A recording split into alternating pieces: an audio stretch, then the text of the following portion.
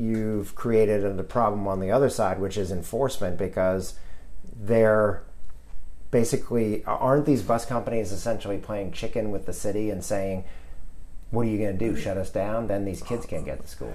Well, that's the appearance. It really is, and the consequences have not been grave. I understood that the city permits department was going to require every bus to be inspected before school started. Well, if people didn't bring their buses in, they didn't get inspected. So now we have a problem.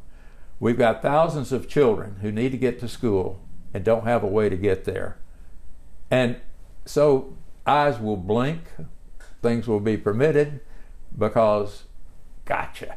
Yeah. That attitude. Yeah. As I said about other states, they would have shut them down, and the responsibility would have been on the schools. Yeah. Because they would say, well, you should have done a better job of screening and hiring a reputable company. Well, the interesting thing is now you see those numbers starting to creep up, 86% on the latest count, that of the buses that have now gone through the proper inspection process.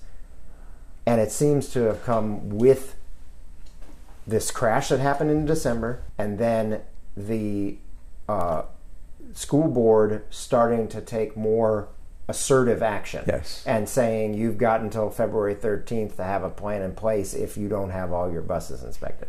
And now we're starting to see those numbers creep up. The question is, why didn't this happen earlier, before the start of this school year or closer to the beginning of the school year? And, you know, unfortunately, David, that might be a question that's asked one day when there's an attorney representing the survivors of one of these school bus fatalities that we've already had. And that's too bad, because, you know, the reaction is much more costly than looking ahead and understanding what the requirements are.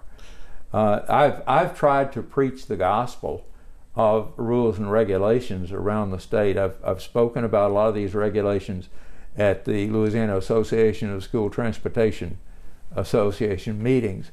And I have people here, not just from, by the way, we're beginning to get some of the charter school representatives to participate in that, and they seem very pleased, number one, that they've been invited, but number two, of what they're learning about this, because student transportation has more volatility, more exposure to liability than any other aspect of public education. Why?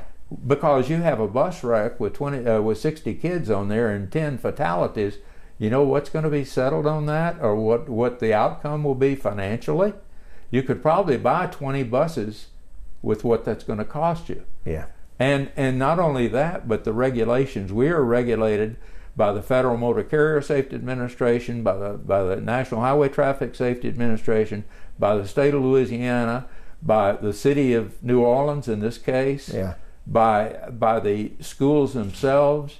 We are the most highly regulated aspect of public education.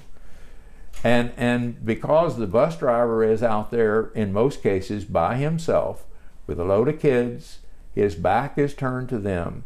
We've got these yo-yos out there who will not obey the stop signs on the buses when they stop to pick up children. Right. We've got people who will dart around buses. We'll have bicyclists who run out in front of the buses, things like this.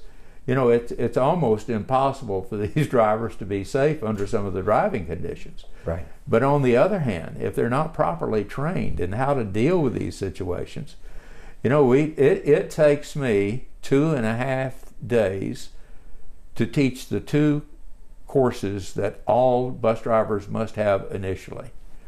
And I've heard of places where they say, well, you know, you can do that in half a day. No, you can't.